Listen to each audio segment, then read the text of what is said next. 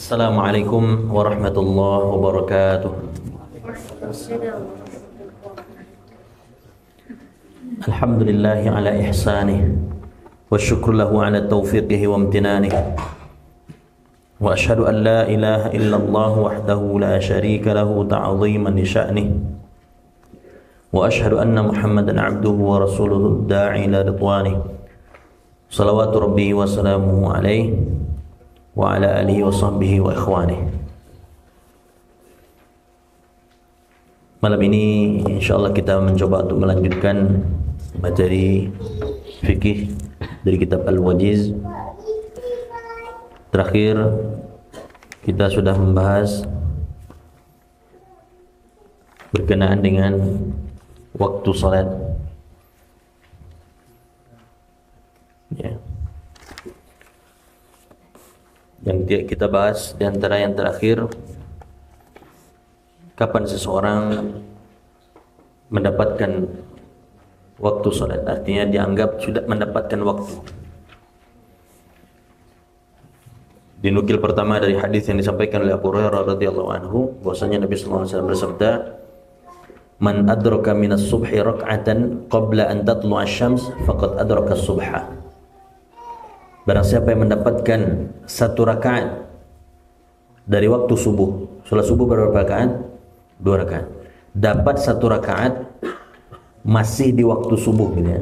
Dia mendapatkan satu rakaat masih di waktu subuh sebelum terbitnya matahari.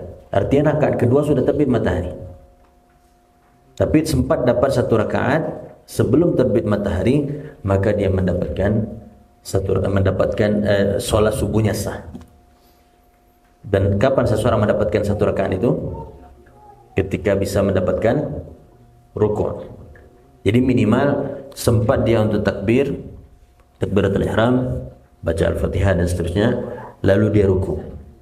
Lalu ketika dia i'tidal, ya meskipun belum selesai itu, dapat mendapatkan rakaat di situ. Masuk waktu atau ketika terbit matahari ketika itu, maka dia lanjutkan sholat subuhnya. Dalam hal ini dia betul-betul melaksanakannya ada, bukan mengqadha di waktu karena telat, tidak. Adapun bagi seseorang yang telat sholat subuh, bangunnya telat, ya jam berapapun bangun dia tetap harus sholat, ya. Namun ini kan menilai dari sisi dia mendapatkan waktu sholat atau tidak. Kalau dia tidak dapatkan, berarti sebenarnya niatnya qadha, ya. La qadarullah subuh jam 5. Di sini jam berapa subuh? 5 lewat. Nah, karena di sebagian tempat jam 5 kurang, ya. Kalau kita lebih memilih yang diikuti oleh Muhammadiyah itu jam 5 pas kalau di Selungkang itu. Kalau di sebagian tempat mungkin di Solo jam 5 kurang gitu. Nah, di sini tidak tahu jam berapa yang diikuti. Jelas antara dua biasanya, antara jam 5 pas itu atau jam 5 kurang, bedanya 5 atau 10 menit. Ya. Kalau yang artinya kalau yang ikuti yang kedua itu lebih aman, lebih mendekati memang waktu sudah masuk. Nah, waktu akhirnya, waktu syuruk sekarang jam berapa? Lebih kurang jam 6 lewat 12. Kalau di situ jam berapa? 6:04 lah ya, bahasanya 6:04. Kalau baru bangun jam 6:04 atau jam 6:30 baru bangun, sholat subuh enggak? Sholat subuh, tapi niatnya bukan lagi ada, tapi mengqadha yang tertinggal atau mungkin yang telat. Habis sudah hilang waktunya sebenarnya. Namun kita wajib mengqadhanya, wajib melakukan di waktu yang sudah kita dapatkan meskipun telat. Nah, dan tetap karena sholat sunat fajar ini sangat utama, tetap dilakukan sholat sunat fajar sebelum sholat subuhnya nanti. Ini berkenaan dengan mendapatkan sholat ketika mendapatkan satu rakaat. Kalau mendapatkan satu rakaat, kapan dikatakan seorang mendapatkan satu rakaat? Ketika dapat ruku. Allahu Akbar. Lalu imam ruku, lalu seseorang baru datang, baru masuk ke dalam shaf. Dia sempat takbiratul ihram, lalu ruku bersama imam, dia dapatkan rakaat itu. Meskipun dia tidak sempat baca al-fatihah di rakaat tersebut. Dia dapat rakaat dengan sebab mendapatkan ruku bersama imam. Dan dia mendapatkan sholat berjamaah, dalam hal ini mendapatkan sholat tersebut ketika mendapatkan satu rakaat. Adapun kalau dia baru ketika baru takbiratul ihram sudah adzan, sudah masuk waktu yang lain atau sudah terbit matahari, berarti dia sudah sholat di luar waktunya. Nah, ini dari sisi mendapatkan waktu sholat. Adapun kalau sudah la qadar telat, maka sifatnya mengqadha. Nabi SAW mengatakan dalam hadis beliau, jadi lanjutan berarti adalah urusan mengqadha atau mengganti. Ya. Man nasiya salatan aw nama anha fa kaffaratuha an yusalliha idza dzakaraha. Apabila seseorang lupa dari salat atau tertidur, maka kafarahnya dia salat kapanpun dia temukan waktunya. Bangun jam 7 belum salat subuh, jam 7 itu salat. Tapi ini sifatnya apa? Mengqadha. Ya, mengqadha. Lalu pertanyaan selanjutnya atau pembahasan selanjutnya, apakah seseorang perlu mengqadha salat dengan catatan dia sengaja meninggalkannya atau sengaja mengundur-undur waktu sholat sehingga habis waktunya? Untuk orang yang seperti ini perlu mengqadha atau tidak? Jam berapa? Maghrib jam 6:30. Nantilah, dia bukan musafir, dia di rumah saja. Nanti lu. Ternyata azan Isya, gitu ya, azan Isya. Untuk orang yang seperti itu, dia tahu waktu maghrib sudah masuk, dia malas-malasan, santai-santai, sampai ternyata masuk waktu Isya. Untuk orang seperti itu ada qadha ada? Untuk orang seperti itu terjadi di sini dibahas. Ibnu Hazm menyebutkan bahwa secara umum beliau jelaskan bahwa setiap sholat itu punya waktunya. Ya sudah ditetapkan waktunya, ada batasan awalnya, ada batasan akhirnya. Ya. Maka hukum asalnya seseorang tidak boleh melakukan sholat bukan di waktunya, kecuali ya dengan kondisi tadi dua hal, lupa atau tertidur. Betul-betul lupa atau tertidur, bukan dengan sengaja meninggalkan salat, bukan dengan sengaja mengundur-undur waktu sehingga habis waktu salat. Ini tentunya bagian dari dosa besar yang harus kita jauhi. Ya, jangan sampai kita termasuk orang-orang yang melalaikan salat. Ya. Sudahlah dari sisi waktu kita lalaikan. Sebab kalau lalai itu yang dimaksud dari dalam ayat tersebut, lalai fis salah, di dalam salat, semua kita kena ancaman tersebut. Fawailun lil musallin alladzina hum an salatihim sahun, bukan fi salatihim sahun. Kalau dikatakan fi salatihim sahun, orang yang lalai di dalam salatnya, semua kita termasuk yang diancam dengan al-wail tersebut. Apa itu al-wail? Qa'run, dia merupakan qa'run finnar, ya, lembah di neraka. Kalau sekiranya dikatakan celakalah, merugilah orang-orang yang lalai di dalam salatnya, maka semua kita terancam itu. Alhamdulillah dikatakan an salatim, dan ini biasanya seringkali disebut pilihan. Sudah azan dikumandangkan, kita cuek. Sudah masuk waktu salat, kita cuek saja, dan seterusnya. Lalu selanjutnya juga sudah kita bahas waktu-waktu yang dilarang untuk kita melakukan salat. Ini belum, ini ya, terakhir yang belum dibahas.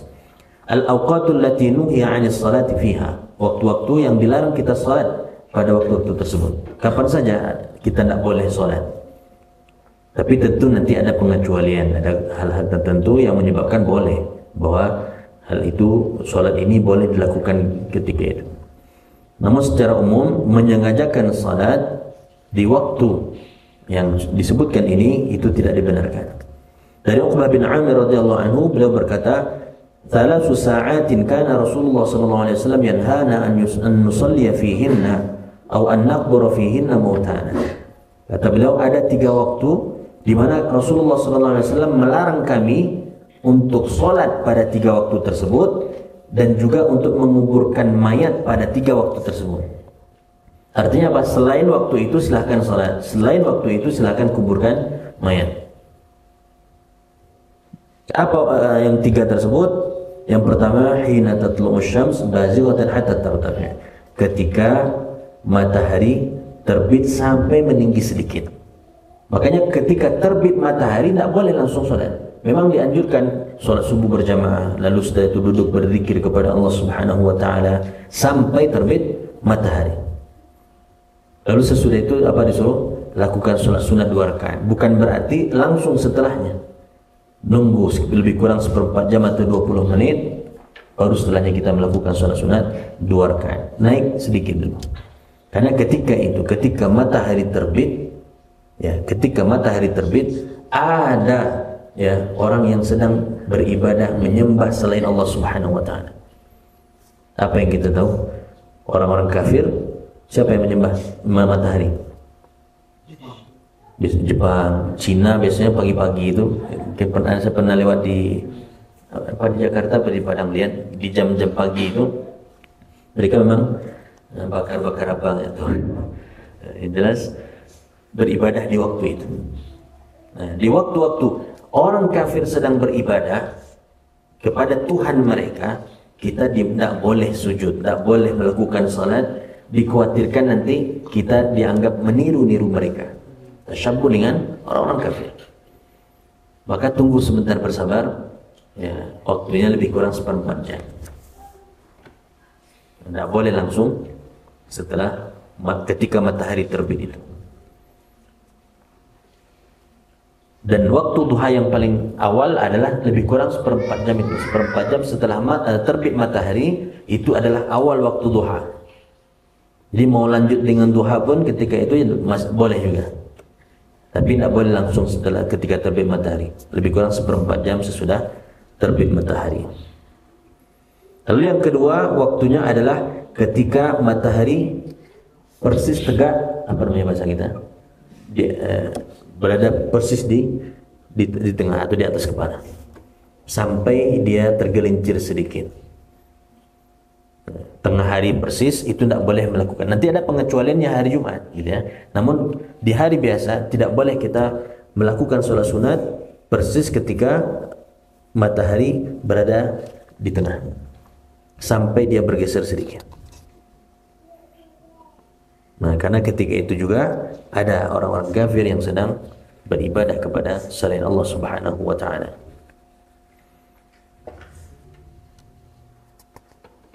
Lalu wahina tadayyafu syams, ketika matahari mulai memerah sampai menjelang maghrib itu warnanya apa? Merah ya. Nah, ketika menjelang maghrib awan atau matahari itu sudah memerah, menjelang terbenamnya matahari sampai terbenamnya matahari itu tidak boleh kita juga beribadah. Kecuali nanti ada pengecualian seperti baru masuk masjid di jam itu menjelang maghrib, kita lakukan sholat sunat tahiyatul masjid.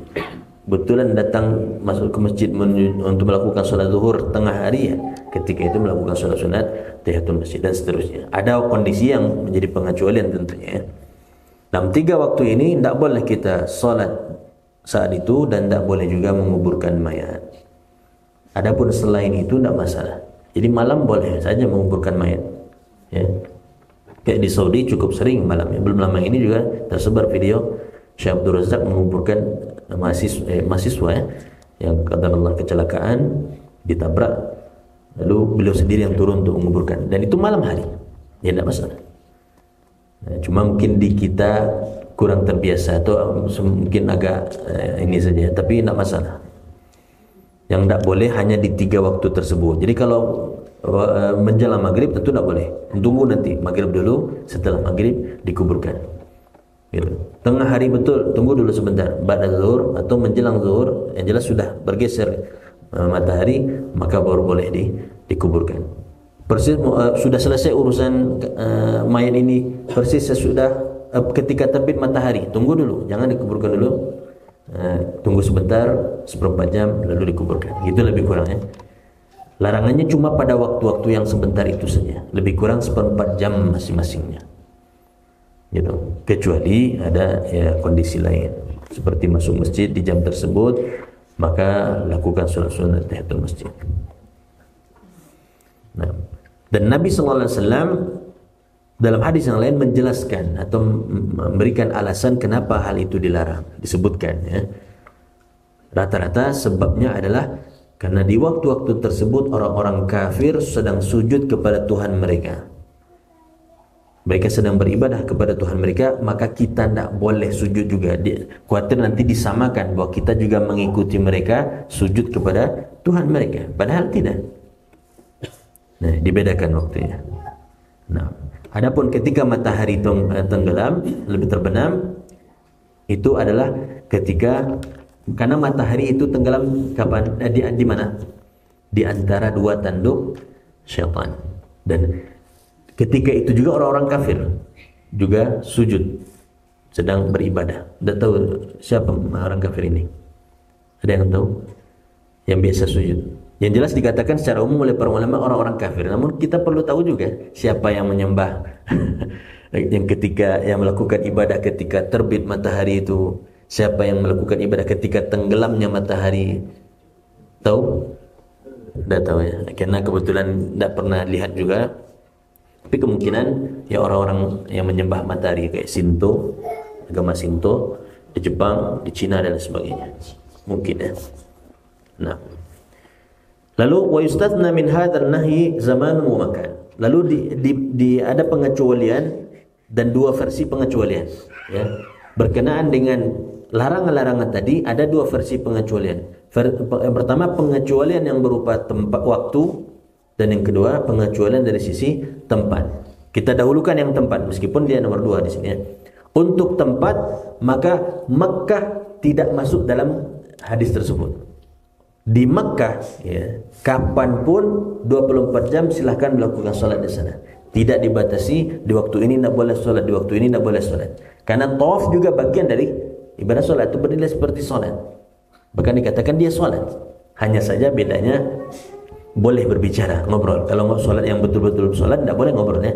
Tapi ketika tawaf boleh ngobrol enggak? Boleh. Nah, bedanya di sana. Maka khusus Makkah itu tidak, pengecualian tadi tidak berlaku. Jadi dari sisi tempat dikecualikan Makkah. Tidak ada pengecualian untuk melakukan solat, baik dari sisi baik yang ketika matahari terbit, ketika matahari persis di tengah, atau ketika matahari tenggelam. Nah, ini pertama dari sisi tempat kita berdahulukan itu. Sebagaimana Nabi SAW sebutkan dalam hadis beliau, ya Bani Abdi Manaf, la tamna'u ahadan tawafa bihadzal bait wa shalla ayyata sa'atin min lailin aw nahar. Ya, dijelaskan, diingatkan karena Banu atau keturunan Abdul Manaf itu yang, karena dulu di zaman Nabi, bahkan sebelum Nabi SAW itu ada penanggung jawab yang urusan urusan orang-orang yang melakukan haji, umrah, atau yang bahkan ada pengurus khusus untuk urusan Zam-Zam. Kalau sekarang tentu di bawah kerajaan Saudi saja semuanya. Kalau dulu kabilah ini untuk urusan Zam-Zam, kabilah ini untuk urusan ya, membantu memudahkan urusan tawaf dan sebagainya. Maka ditegaskan oleh Nabi SAW kepada Bani Abdi Manaf ya, bahwa jangan sampai mereka melarang orang-orang untuk tawaf di Ka'bah ini kapanpun, baik itu siang ataupun malam. Tidak ada dibatasi waktu.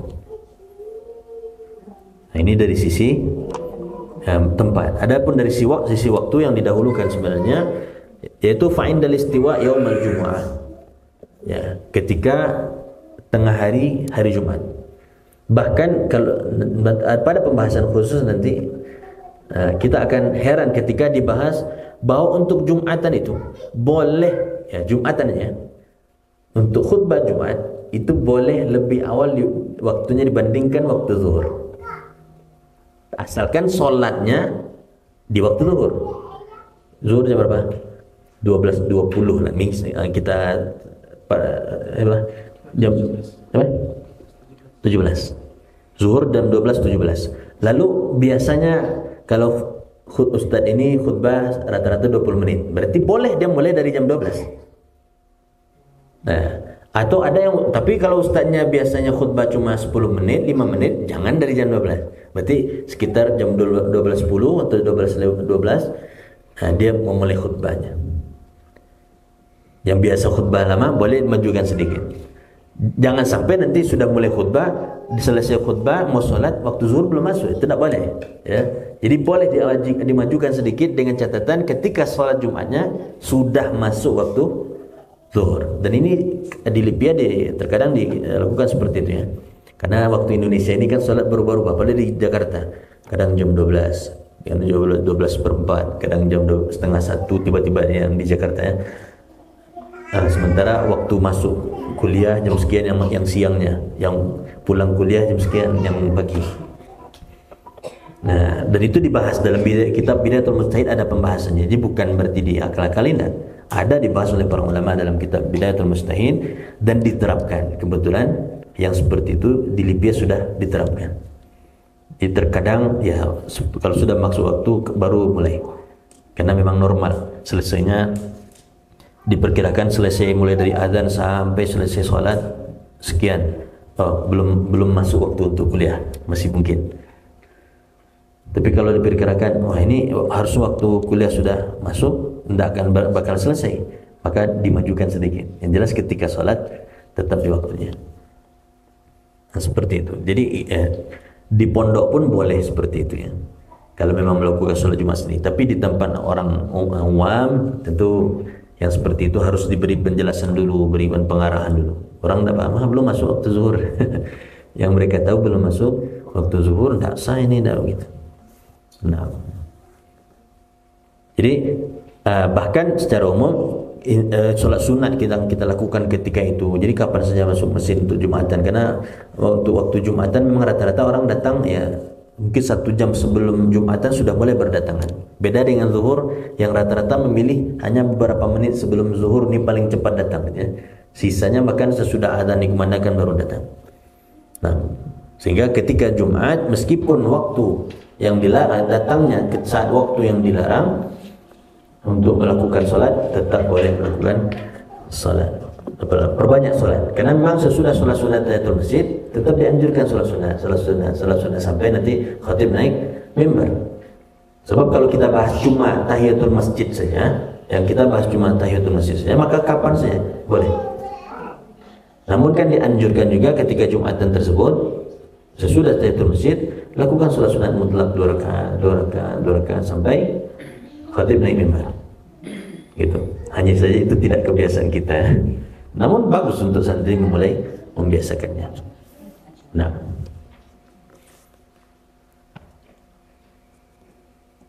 lalu dikatakan di garis bawahi dari semua larangan tersebut, dan adapun sholat yang dilarang dari waktu-waktu yang sudah disebutkan tersebut adalah sholat sunat yang mutlak, yang tidak ada sebab. Nah, sementara tadi kita katakan yang sebelum Jumat tadi kan sholat sunat mutlak juga, tapi khusus untuk itu dibolehkan, perbanyak sampai khatib naik mimbar. Itu yang dilarang. Namun dibolehkan pada waktu-waktu yang dilarang tersebut untuk tetap melaksanakan yang pertama qada'ul fawaid. Telat bangun, baru bangun pas atau 1-2 menit sebelum terbit matahari. Wudu, ternyata tidak mungkin bangun sholat langsung tidur ya. Bangun tidur langsung sholat, tidak mungkin. Pasti ada wudu dulu, pasti kan. Mau tidak mau habis waktu, dengan sebab 1 menit 2 menit wudu habis waktu. Sementara sesudah berwudu tersebut adalah waktu terbitnya matahari. Sebenarnya boleh sholat atau tidak? Sebenarnya itu waktu yang dilarang sholat, tapi karena kita mengqadha sholat subuh yang telat tadi, meskipun cuma adalah 1, 2, 3 menit, karena mengqadhanya, maka boleh lakukan ketika itu. Tidak usah ditunggu nanti dulu sebentar lagi, seberapa jam lagi. Tidak, karena kita mengqadha, mengganti sholat subuh yang memang sudah telat. Ya, jadi tidak sengaja tunggu ini waktu yang dilarang. Sebagaimana sebagian itu pembahasannya panjang dalam Bidayatul Mujtahid ada. Sebagaimana untuk orang yang terbiasa melakukan sholat sunat fajar tidak pernah dia tinggalkan. Sholat sunat qobliyah asar atau ba'da zuhur tidak pernah dia tinggalkan. Tiba-tiba karena suatu kesibukan atau telat dan sebagainya, subuh datang ke masjid, orang sudah sholat berjamaah, tidak sempat sholat sunat misalnya. Dia boleh saja selesai subuh berjamaah, dia selesai zikir, dia lakukan sholat sunat 2 rakaat. Padahal itu kan waktu yang dilarang untuk sholat sunat sebenarnya, sampai terbit matahari. Namun untuk orang kondisi seperti itu, memang dia biasa melakukan sholat sunat, mengqadhanya sesudah sholat wajib boleh saja. Sebagaimana asar juga tidak boleh setelah asar sholat sunat. Namun bagi orang yang terbiasa sholat sunat qabliyah asar, tidak pernah dia tinggalkan, atau ba'diyah zuhur, kebetulan tadi lupa, dia ganti ba'da asar, boleh mengganti. Jadi qada'ul fawaid, mengganti yang tertinggal, yang luput darinya, itu boleh meskipun di waktu yang dilarang. Ya, tapi jangan selalu diganti. Itu lain lagi ya. Tidak pernah sholat sunat fajar karena selalu telat. Pas qomat terus datang ke masjid, diganti terus setelah sholat subuh. Tidak. Itu kondisinya sudah berbeda. Ini untuk yang sudah biasa. Bisa dikatakan tidak pernah telat, tiba-tiba la qadarallah sesekali telat, ya mau dia ganti sesudah subuh. Lalu boleh juga melakukan salat aqibal wudu fi ayyi waqtin kana. Begitu juga salat sunat wudu. Salat sunat wudu boleh dilakukan kapan saja. Kebetulan menjelang terbit matahari, atau bahkan mungkin sesudah subuh, masih di masjid, tiba-tiba sakit perut misalnya, lalu pergi ke WC. Selesai sesudah itu kan wudu lagi, dan dia termasuk yang selalu sholat sunat sesudah berwudu, maka boleh dia sholat sunat meskipun itu waktu yang dilarang. Setelah asar ada mungkin sesudah sholat asar, dia sholat asar berjamaah, sesudah asar dia masih duduk dulu di masjid. Lalu tiba-tiba mungkin harus buang air ke WC, dia wudhu lagi. Sesudah sholat wudhu, dia sholat sunat wudhu. Boleh. Kalau memang dia terbiasa sholat sunat wudhu. Tapi kalau tidak biasa, ya, hanya menyengajakan untuk menyelisihi orang, itu tidak boleh. Ini untuk yang terbiasa sholat sunat wudhu, silahkan lakukan selalu, meskipun harus melakukannya di waktu-waktu yang terlarang. Tidak ada larangan bagi dia untuk melakukan sholat sunat wudhu ketika itu. Nah, dan berkenaan dengan sholat sunat wudhu ini merupakan kelebihan yang ada pada siapa? Sahabi Bilal. Ya. Sampai Nabi SAW berikan kabar gembira kepada beliau, wahai Bilal, kabarkan kepadaku amal apa yang paling engkau harapkan di dalam Islam ini yang sudah kamu lakukan. Semua, bayangkan bahasa Nabi SAW, biarja amal, amal yang paling engkau harapkan. Artinya apa? Ini sebenarnya sekaligus memberikan sinyal atau nasihat kepada kita. Coba masing-masing kita dalam beramal itu dengan penuh harap. Karena rukun amal, rukun ibadah, semua ibadah rukunnya ada 3. Yang pertama apa? Al-khawf. Yang kedua Ar-raja. Yang ketiga Al-mahabbah. Ya, Al-mahabbah, Al-khawf, Ar-raja. 3 ini tidak boleh hilang, tidak boleh luput. Ketiga-tiganya mesti ada, ya kan? Sehingga dibahasakan tadi supaya kita ingat ya. Nabi SAW menyampaikan kepada Bilal, akhbirni wahai Bilal, kabarkan kepadaku biarja amalin amiltahu. Amal apa yang paling engkau harapkan pahalanya, balasannya dari Allah Subhanahu wa taala yang sudah engkau kerjakan ini. Jadi bukan sekadar beramal, tidak, tapi beramallah sebanyak-banyaknya dan berharap pula sebanyak-banyaknya dari amal yang kita lakukan tersebut. Tidak benar kalau orang mengatakan saya melakukan ini bukan karena mengharap surga, juga bukan karena takut neraka. Lalu apa? Nah, itu omong kosong ya. Kita beramal hendaklah dengan dasar cinta kepada Allah Subhanahu wa taala, lalu beramallah dengan penuh harap Allah akan memberikan, meridhai kita, memberikan pahala, memberikan balasan dan rahmat kepada kita. Lalu sekaligus takutlah, khawatirlah jangan sampai amal kita itu tidak diterima, amal tersebut cacat, amal tersebut begini dan begitu. 3 rukun amal ini harus mesti kita jaga sebaik-baiknya. Usikum wa iyaya nafsi, karena dia berat, namun harus selalu ada. Makanya bahasa Rasulullah SAW kepada Bilal mengingatkan kita pada poin itu ya. Dari semua amal yang kau sudah lakukan wahai Bilal, amal apa yang paling engkau harapkan pahalanya itu atau balasannya besar dari sisi Allah Subhanahu wa taala. Tentunya di sini yang beliau maksud adalah selain yang wajib ya. Kalau yang wajib itu pertama perintah dari Allah Subhanahu wa taala. Namun demikian kita tetap melakukannya dengan 3 rukun tadi. Nah, selain itu yang sifatnya tatawwu, sifatnya tambahan, sifatnya sunnah, membuktikan bahwa kita memang semangat ingin dapat surga gitu ya. Dari tambahan-tambahan tersebut apa yang lebih kita harapkan? Karena seseorang mungkin ada yang memilih dia perbanyak sedekah. Seseorang memilih dia perbanyak istighfar. Dia tidak punya uang, tidak punya dana, dia perbanyak istighfar. Atau seorang memilih dia memperbanyak bantu orang lain dengan tenaganya, dengan pikiran, dengan dan sebagainya. Maka dijawab oleh lalu ditambahkan jelas di penjelasan oleh Nabi sallallahu alaihi wasallam, karena sesungguhnya aku mendengar bunyi terompahmu, kedua terompahmu itu berada di depanku di surga. Bunyi suara terompah Bilal itu sudah berada di depan Nabi sallallahu alaihi wasallam di surga. Artinya bahasakan mendahului Nabi suaranya di surga. Maka kata Bilal, aku tidaklah melakukan amalan, tidak ada satu amal pun yang lebih aku harapkan, ya. Dan di sisi Allah Subhanahu wa taala kebaikan-kebaikannya, anni lam atatahhar tuhuran fi sa'atin min lailin aw nahar illa sallaitu bidzalika at-tuhur ma kutiba li an usalliya. Bahwa kata beliau, tidaklah aku pernah, itu selalu berarti ya, tidak pernah aku kalau sudah sedang berwudu, sedang bersuci, kapanpun itu, baik itu malam hari ataupun siang hari, ya, kapanpun itu, tidak ada batasan waktunya, baik malam hari ataupun siang hari, kecuali dengan sebab wuduku itu aku lakukan sholat sunat 2 rakaat.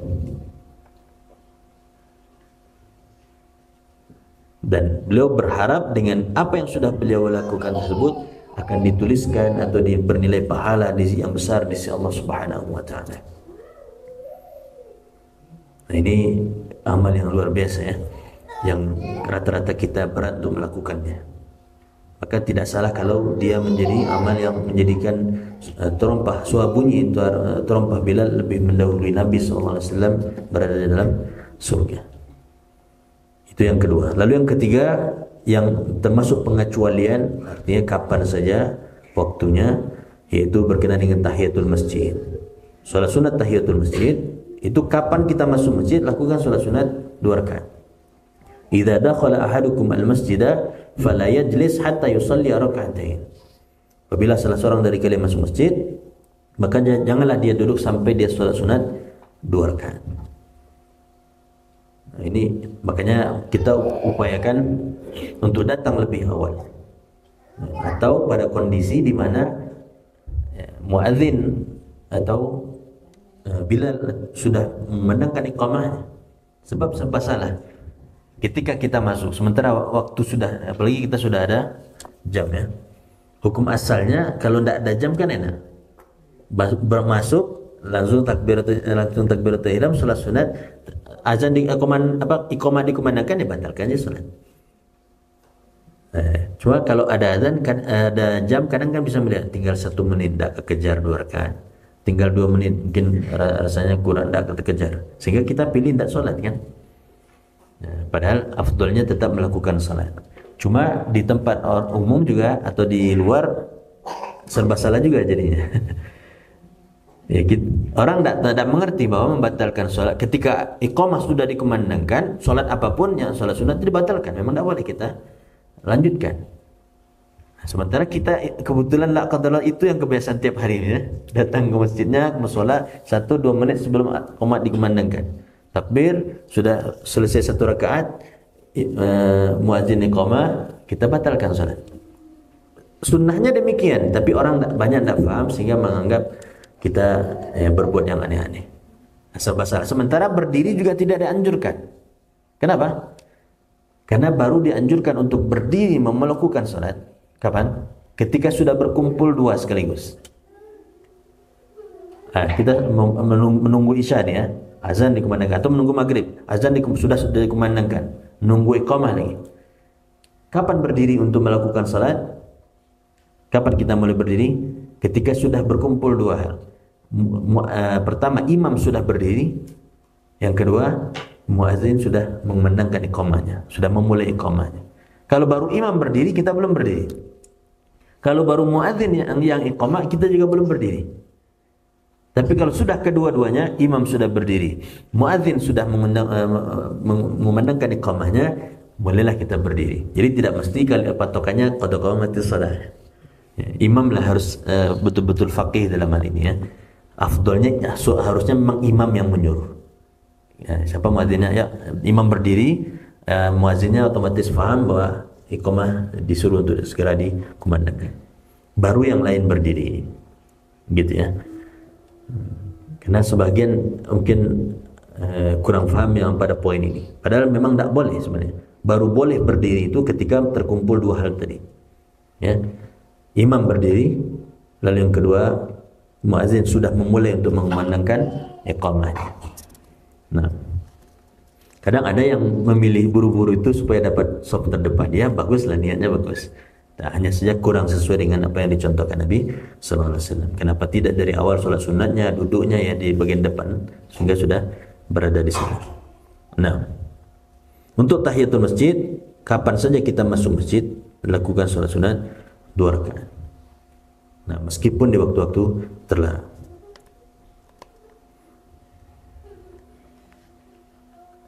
Lalu an-nahyu 'anil tatawwu' ba'da tulu'il fajri wa qabla salatis subh. Ini tentang larangan melakukan salat sunat sesudah terbitnya fajar dan sebelum salat subuh, wa qabla salatis subh. Ba'da tulu'il fajr. Sebentar, mungkin judulnya salah di sini ya. Ba'dal fajr illa sajdatain. Oh, ini sifatnya larangan jumlah ya. Ini judulnya sifatnya umum. Kalau sudah dikumandangkan azan subuh atau waktu subuh sudah masuk, waktu fajar sudah masuk, maka tidak boleh melakukan salat sunat lebih dari 2 rakaat. Itu penekanan di sini ya. Azan isya, kita simak dulu azan isya. Baik. An-nahyu 'anit tatawwu' ba'da tulu'il fajr wa qabla salatis subh. Larangan dari melakukan salat sunat yang sifatnya tatawwu', tambahan, selain salat sunat fajar yang memang tidak boleh kita meninggalkannya, karena Nabi sallallahu alaihi wasallam katakan apa? Raka'atil fajr khairum minad dunya wa ma fiha. 2 rakaat salat sunat fajar itu lebih baik daripada dunia seisinya. Namun tatawwu' selain itu, kadang kalau misalnya zuhur dianjurkan kan 4 rakaat. Namun pada dasarnya waktu-waktu yang lain kalau masih mungkin menambahkan rakaat-rakaat lain masih boleh-boleh saja. Kecuali pada saat antara azan subuh dengan solat sunat, antara azan subuh dengan iqamah subuh. Cukup 2 rakaat solat sunat fajar itu saja, tidak ditambahkan dengan solat sunat lain. Ya, sementara kita sering ya melakukan kesalahan bahwa kita sering datang ke masjidnya itu ya ketika selesai azan dikumandangkan atau sedang azan. Nah, bingung. Maka demi mengikuti hadis ini, salat sunat fajar cukup mewakili 2 rakaat tahiyatul masjid. Cukup niatkan salat sunat fajar saja, 2 rakaat saja. Tidak kita lebihkan dari 2 rakaat. Nah, ini penekanan di sini ya. Ya, antara azan dan iqamah solat subuh hanya 2 rakaat boleh, tidak boleh lebih dari itu. Dan sebenarnya solatnya pun diringankan. Hanya saja antara azan dan iqamah waktunya dipanjangkan. Gitu. Kalau di sini berapa? Setengah jam. Masya Allah. Ya. Sehingga mungkin jemaah bisa lebih banyak. Ya, standarnya sekitar 20 menit atau sampai setengah jam. Namun 1/4 jam kalau memang sudah diazan pada waktunya atau memang sudah waktu terbit matahari terbit fajar, maka dalam hal ini ya boleh saja cukup 10 menit 1/4 jam tidak masalah ya. Hanya saja Nabi sallallahu alaihi wasallam biasanya mundur cukup lama. Jadi 20 menit atau setengah jam adalah lebih afdal.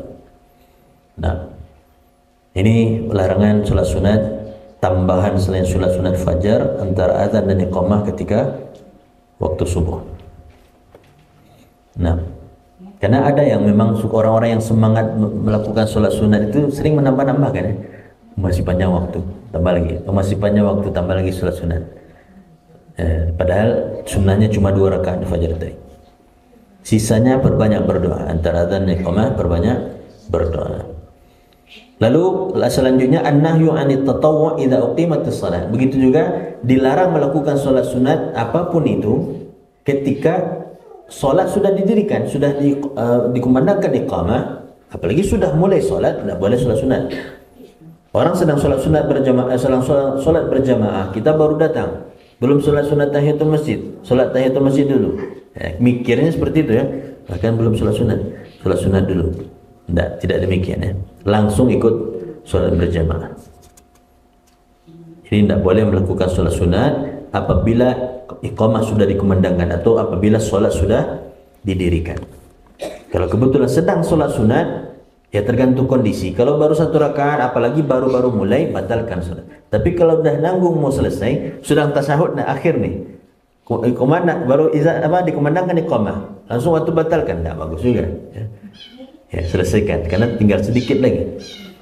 Tapi kalau yakin dengan antum lanjutkan salat, antum tertinggal, tak bisa takbiratul ihram bersama imam, ya sebaiknya antum tinggalkan. Ya, jadi berbeda ya. Kalau tasyahud anda rasa tasyahud sudah hampir selesai, jadi selesaikan dulu, ringankan saja. Lalu sesudah itu tidak usah perbanyak doa sesudah tasyahud tersebut, karena memang sudah dikumandangkan iqamah. Nah, kata Nabi SAW, "Idza uqimatis shalah fala salata illa al-maktubah." Apabila sudah didirikan salat, sudah dikumandangkan iqamah, tidak ada lagi salat kecuali salat wajib. Tidak ada lagi salat sunat kecuali salat wajib. Nah, dan banyak nanti yang perlu kita perhatikan, karena kita temukan hal-hal yang akhirnya menjadikan salat itu tidak sah. Menjadikan salat tidak sah. Contohnya tadi, yang termasuk yang paling banyak juga kita temukan belakangan kalau safar apalagi, tapi ya kondisinya mudah-mudahan dianggap uzur. Bahwa dalam satu masjid itu tidak boleh ada 2 jamaah ya. Tapi itu paling banyak juga kita temukan. Apalagi kalau masjidnya besar, di sana ada salat berjamaah, sebelah sana ada salat berjamaah. Kita mau berjamaah juga, gimana caranya? Ya tidak bisa juga ikut salah satunya kalau ada 2 atau 3. Selesaikan mereka dulu semuanya, baru kita salat berjamaah. Nah, kalau sudah ada salat jamaah satu dimulai, kita ikut mereka saja, jangan bikin jamaah sendiri.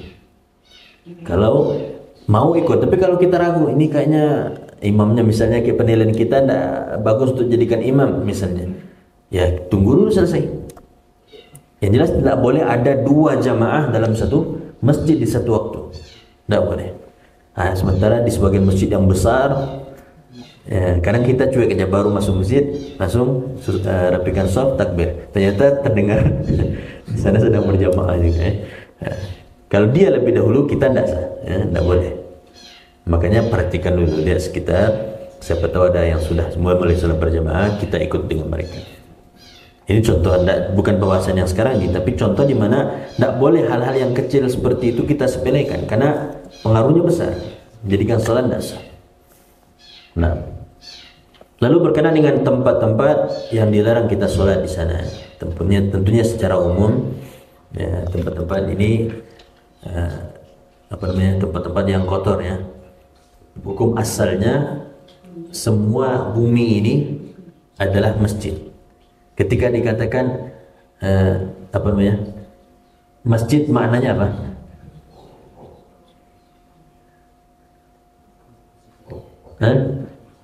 Dikatakan wa annal masajida lillah fala tad'u ma'allahi ahadan, bahwa sesungguhnya masjid-masjid itu semuanya milik Allah. Jangan sekali-kali kamu berdoa bersama kecuali hanya kepada Allah saja. Artinya jangan berdoa kepada Allah, kepada selain Allah juga berdoa.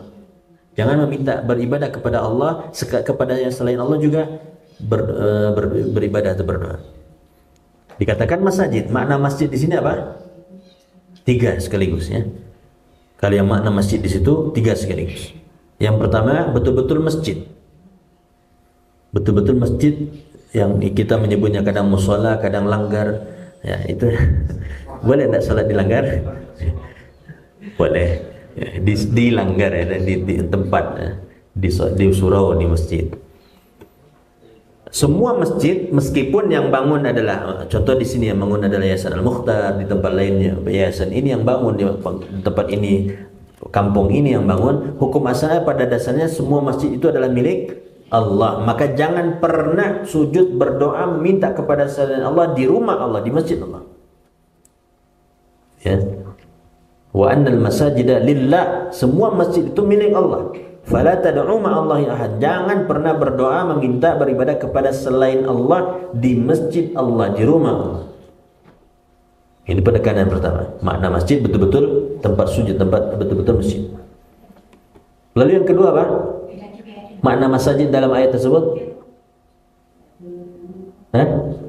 Nah, ini boleh kita majukan. Sebumi. Karena semua bumi untuk Nabi sallallahu alaihi wasallam dan umatnya, ini di antara kelebihan yang Allah berikan kepada Nabi Muhammad sallallahu alaihi wasallam dan umatnya, semuanya dijadikan masjid, boleh sujud di sana, boleh beribadah di sana, dan juga boleh dijadikan untuk alat bersuci.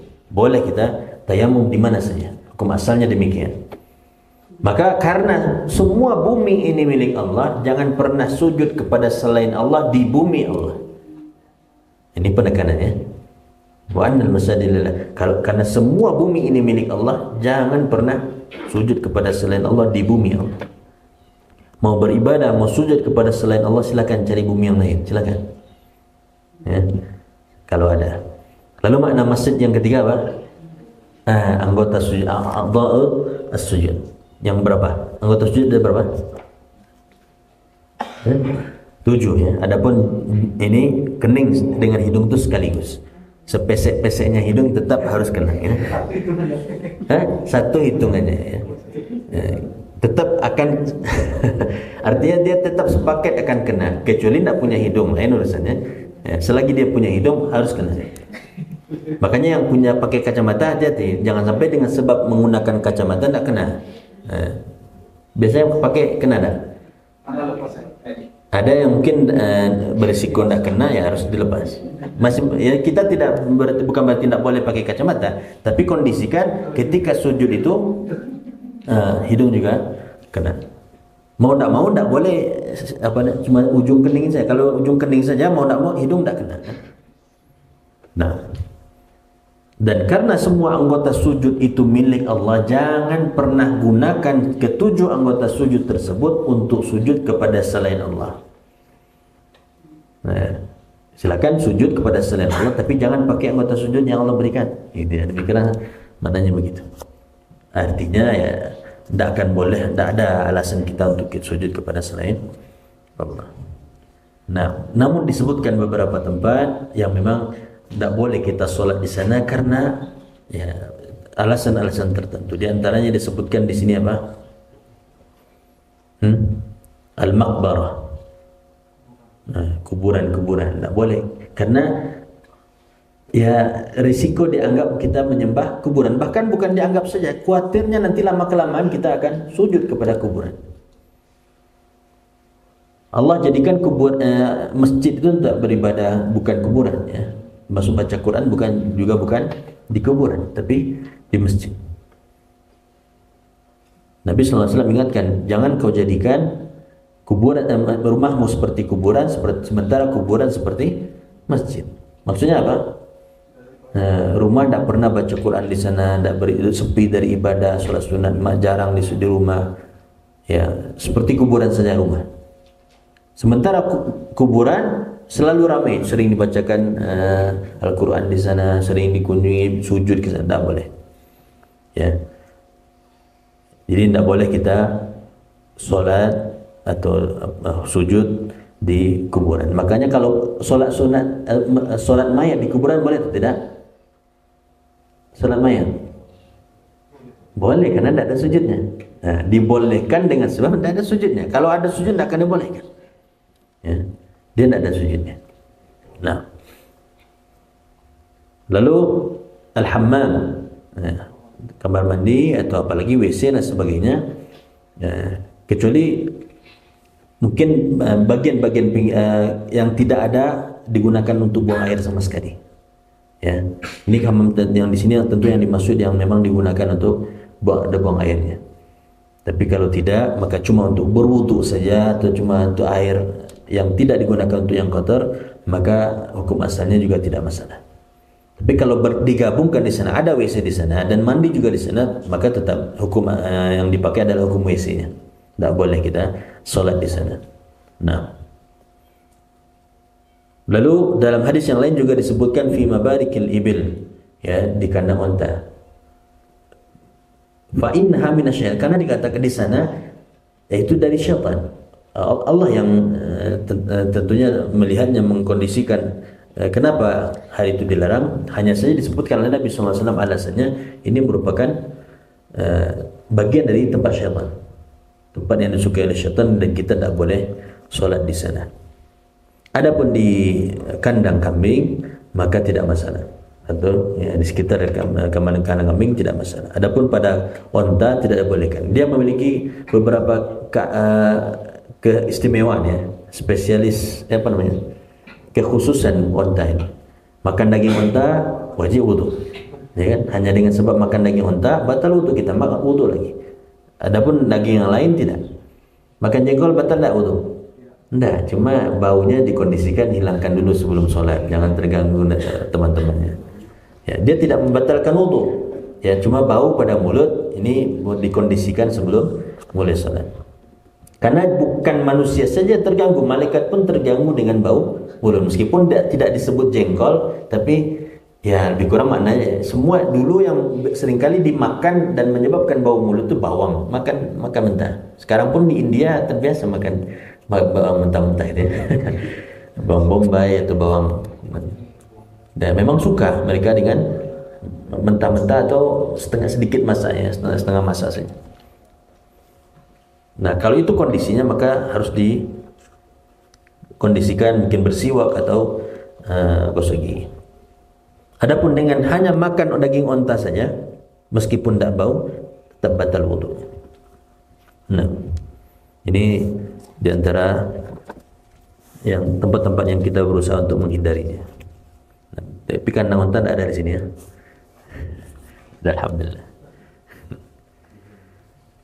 Tapi kuburan banyak sekitar. Bahkan adapun kuburan dekat rumah itu tidak menyebabkan sholat, tidak boleh di sana.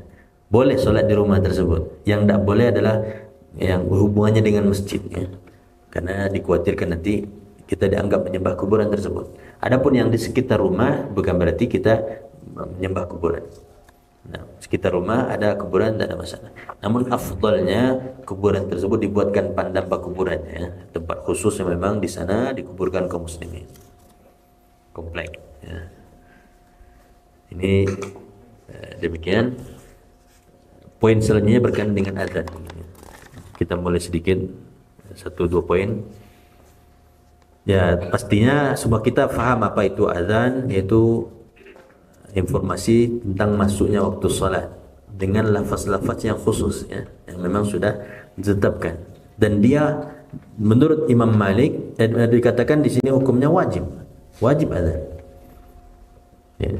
Dari Malik bin Al-Huwairits, dan Nabi sallallahu alaihi wasallam mengatakan idza hadaratis shalah falyu'adzin lakum ahadukum wal ya'ummakum akbarukum. Apabila masuk waktu salat, maka hendaklah salah seorang dari kalian azan.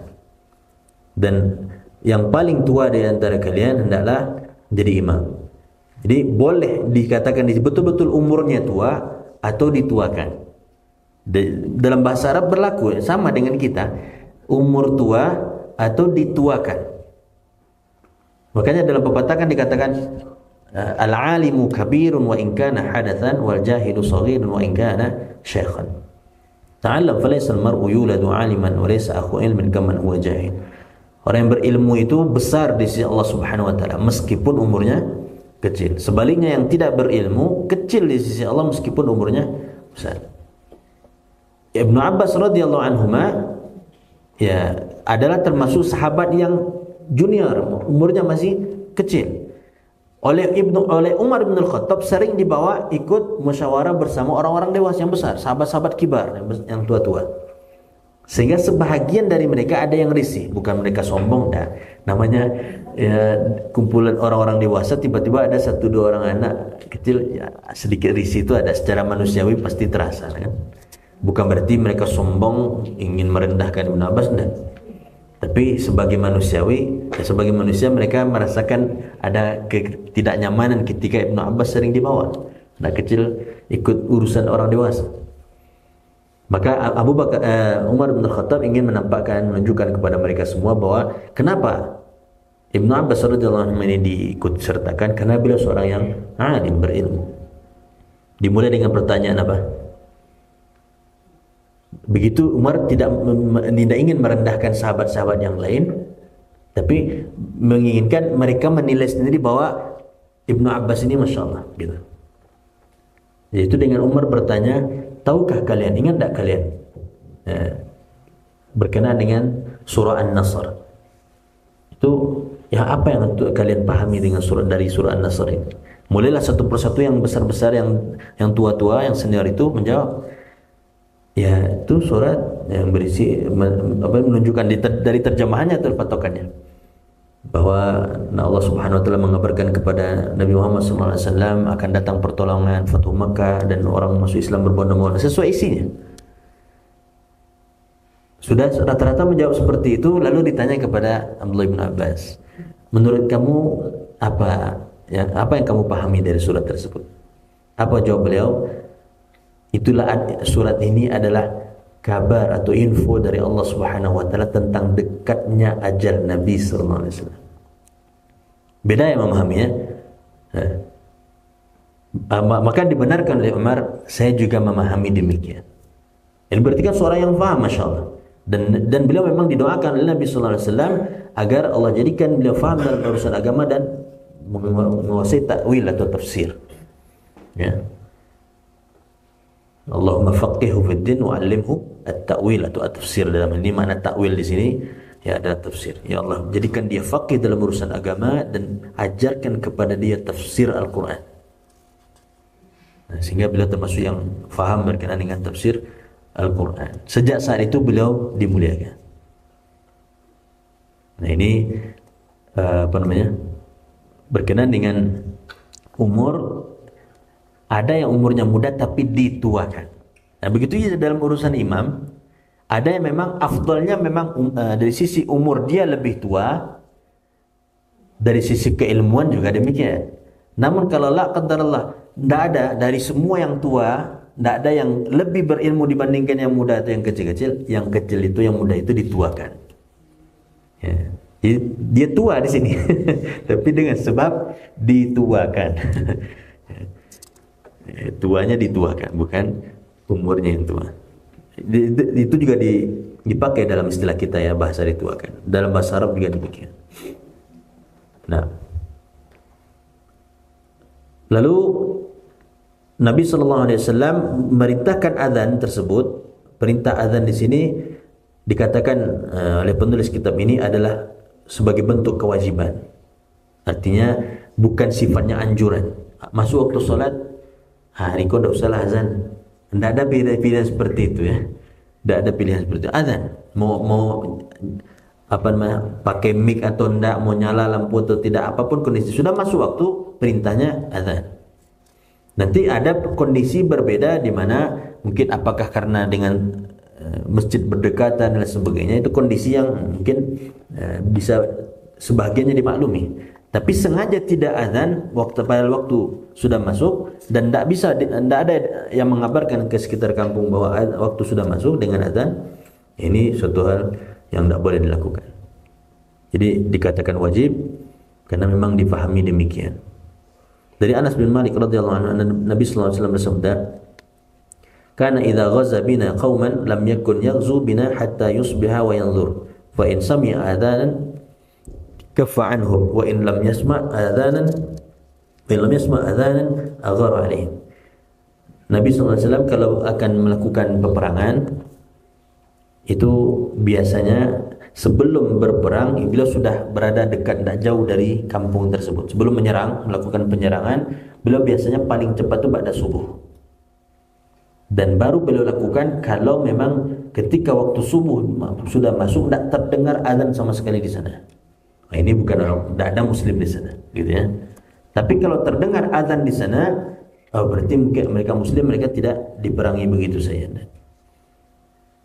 Jadi tidak langsung main serang gitu saja. Sementara sebagian sekarang asal bom saja, asal melakukan tindakan-tindakan kekerasan, terorisme, lalu mengatasnamakan Islam. Padahal Nabi SAW tidak mengajarkan demikian.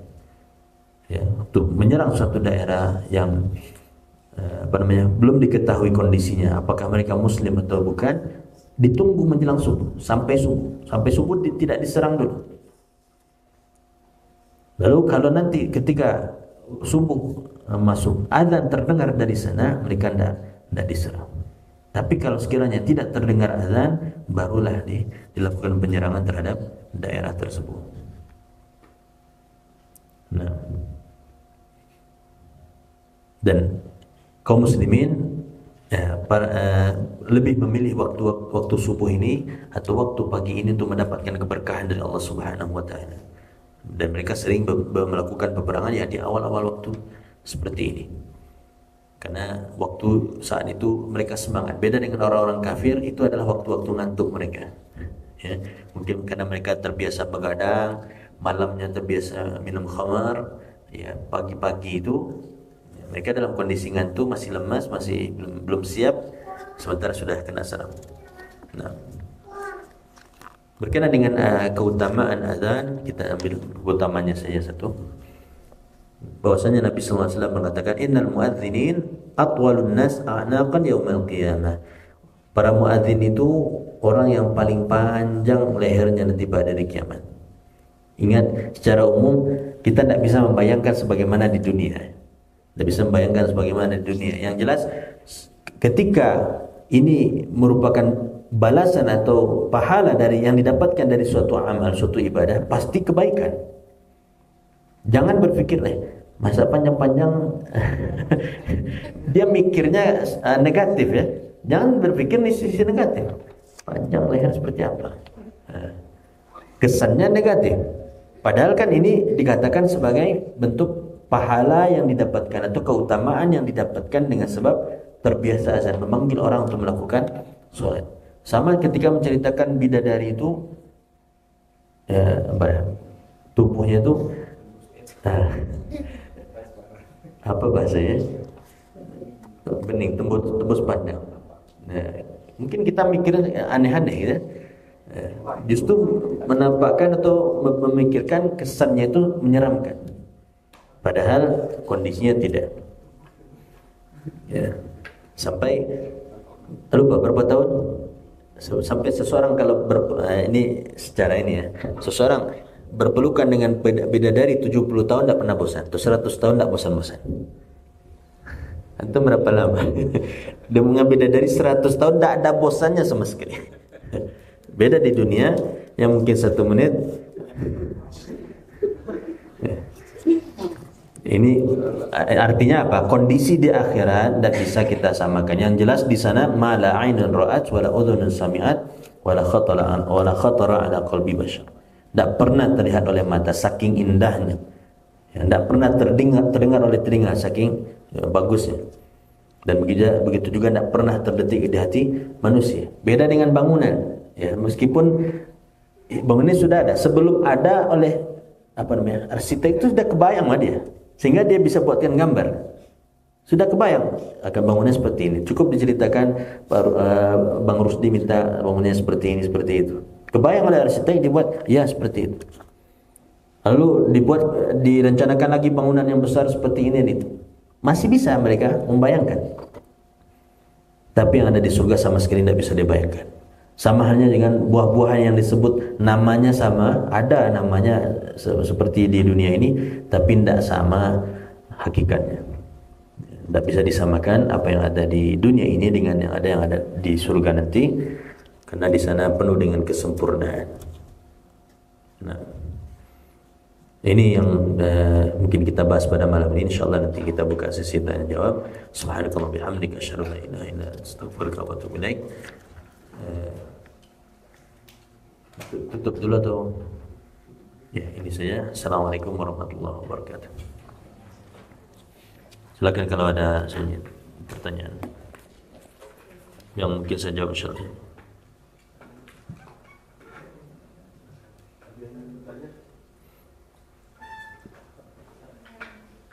Ibu-ibu ada yang ingin bertanya? Ustaz?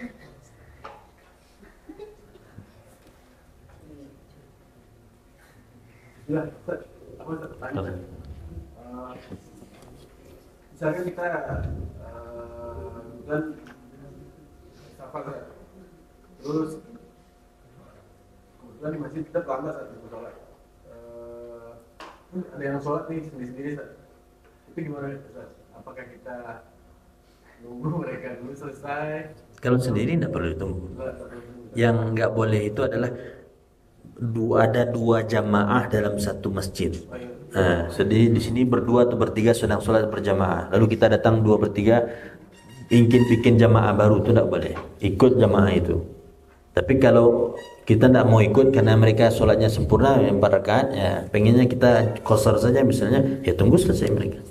Yang tidak boleh adalah ada dua jamaah, sholat berjamaah di satu masjid. Tapi yang sholat sendiri kan banyak juga ya. Yang lebih milih sendiri itu tidak ada ngaruh. Sholat orang lain yang sendiri tidak ngaruh ke sholat kita yang sendiri. Nah, apa? Fadhal. Ya. Nah itu saya bilang, karena Nabi SAW tegaskan seperti itu, maka afdalnya kalau memang kita datangnya ketika sesudah adzan, artinya atau mungkin sedang adzan yang memang kita tidak bisa langsung sholat, cukup kita cukupkan sholat sunat fajar itu saja. Ya. Wallahu a'lam. Kalau memang kita tidak pernah mau meninggalkan sholat sunat tahiyatul masjid, ingin selalu sholat sunat tahiyatul masjid, datang kapan? Sebelum adzan dikumandangkan, sehingga bisa melakukannya selalu. Dan secara makna tahiyatul masjid adalah dalam rangka memuliakan masjid dengan melakukan sholat sunat 2 rakaat.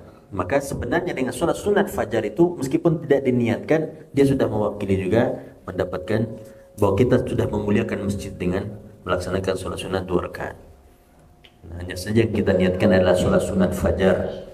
Nah, meskipun sebagian mungkin mengatakan boleh niatnya 2, sebagaimana puasa sunat dengan puasa sunat yang lain boleh niatnya 2. Namun sebagian ulama mengatakan pilih mana yang lebih afdal. Ini kan khilafiyah ya. Nah, kita ambil pendapat yang membolehkan niatnya 2 untuk sholat sunat, berarti ketika bertemu 2 sholat sunat tersebut ya niatkan langsung dua-duanya. Ketika bertemu sekarang yang belum puasa Syawal tadi, ya boleh niat puasa Syawal sekaligus puasa Kamis. Langsung niatkan 2 boleh. Ini bagi yang mengatakan boleh diniatkan langsung 2. Nah begitu juga kondisi sholat sunat tadi. Boleh dia dengan melakukan sholat sunat 2 rakaat saja langsung niatnya 2. Namun sebagian mengatakan ya tidak, jangan 2 niatnya, 1 saja, pilih yang lebih afdal namun pahalanya ngikut. Ya, kebaikannya ngikut insyaallah.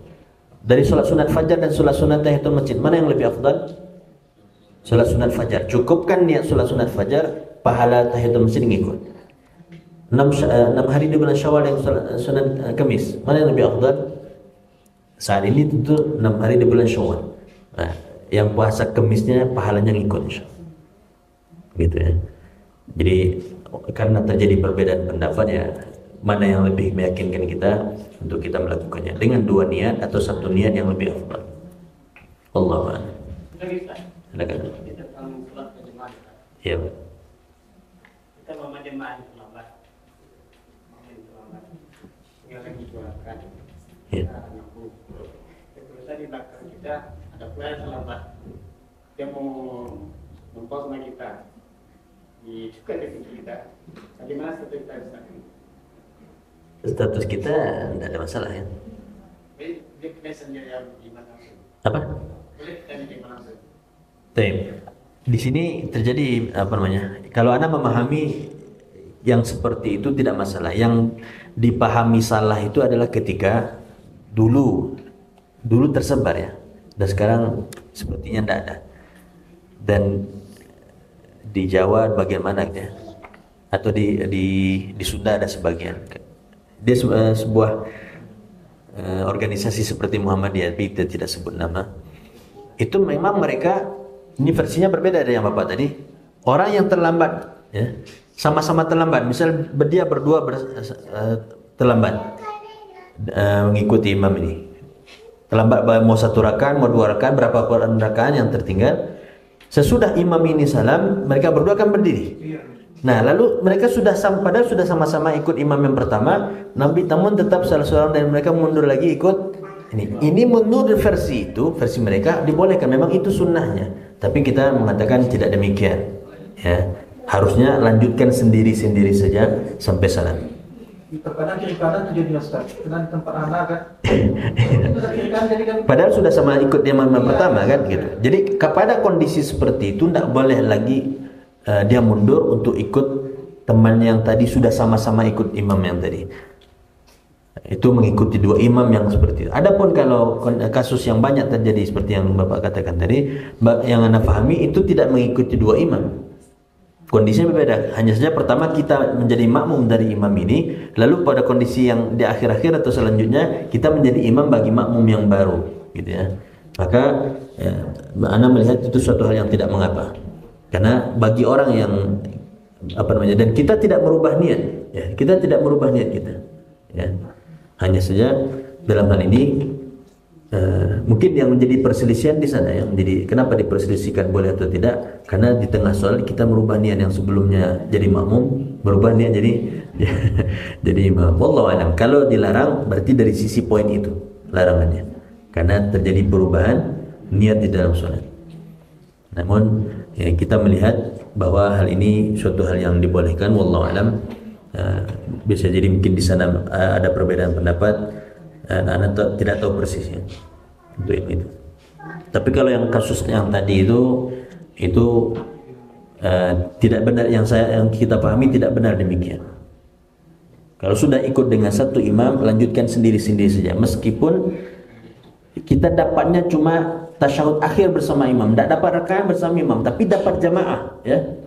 Dapat jamaah, kita dapat pahala jamaah, namun tidak dapat satu rakaat bersama imam. Tetap lanjutkan sendiri.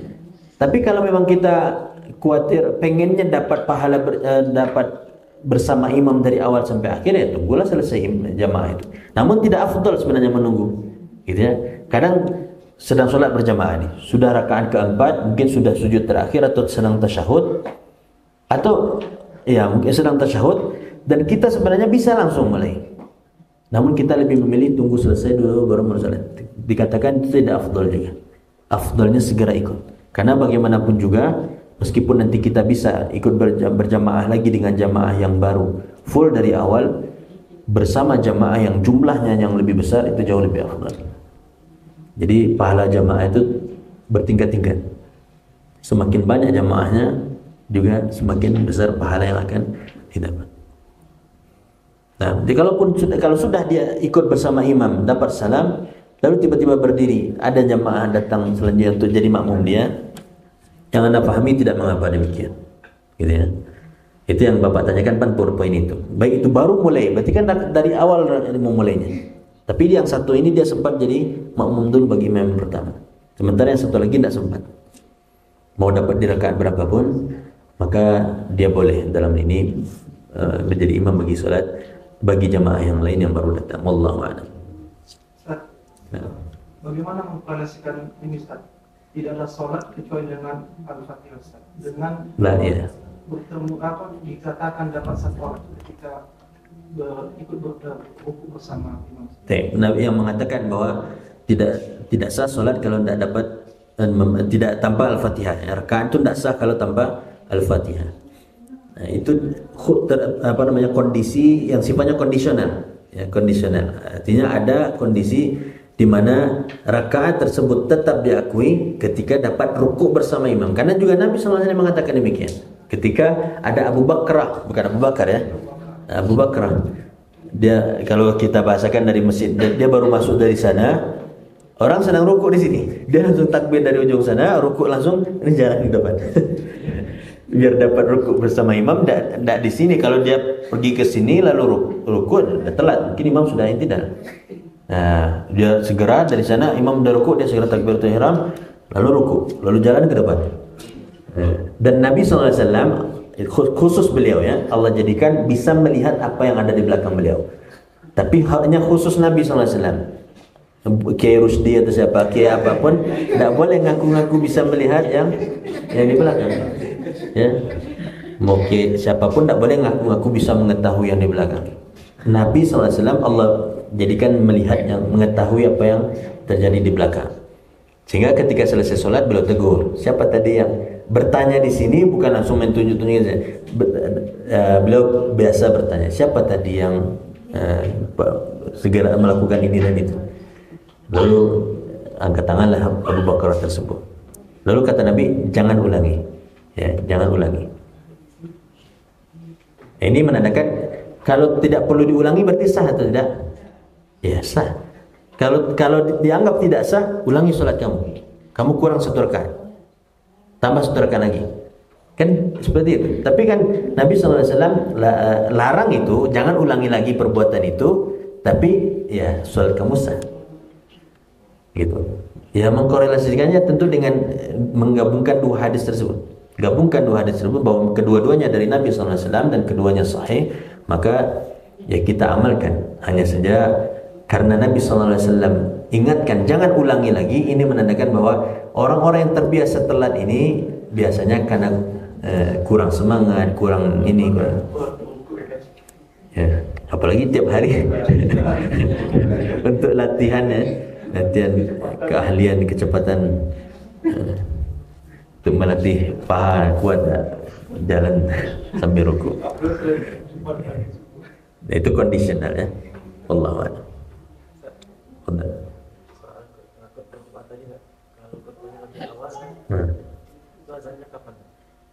Ya tentu lebih awal. Yang tidak boleh diawalkan solatnya, mulai solatnya itu.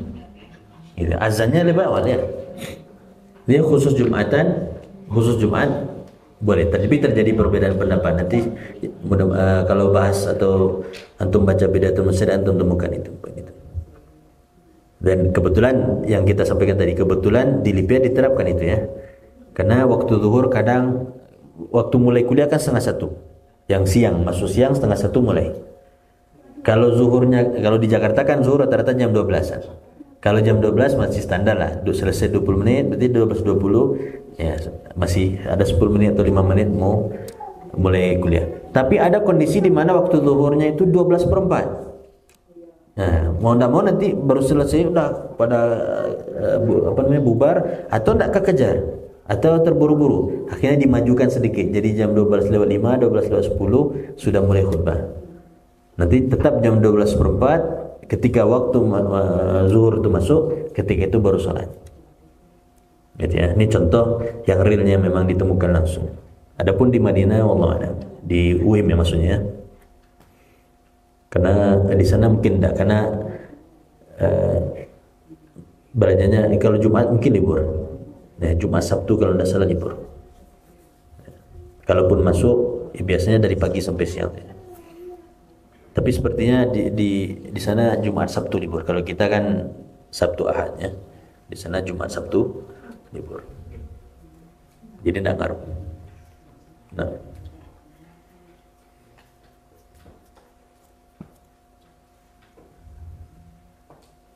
Sudah?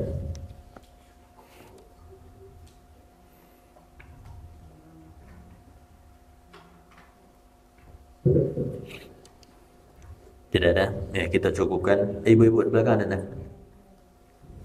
Tidak ada. Ini saja yang kita bahas pada malam ini. Tadi kita sudah tutup. Nah, kita tutup sekali lagi. Subhanallah, alhamdulillah, asyhadu an la ilaha illa anta, astaghfiruka wa atubu ilaik. Wassalamualaikum warahmatullahi wabarakatuh.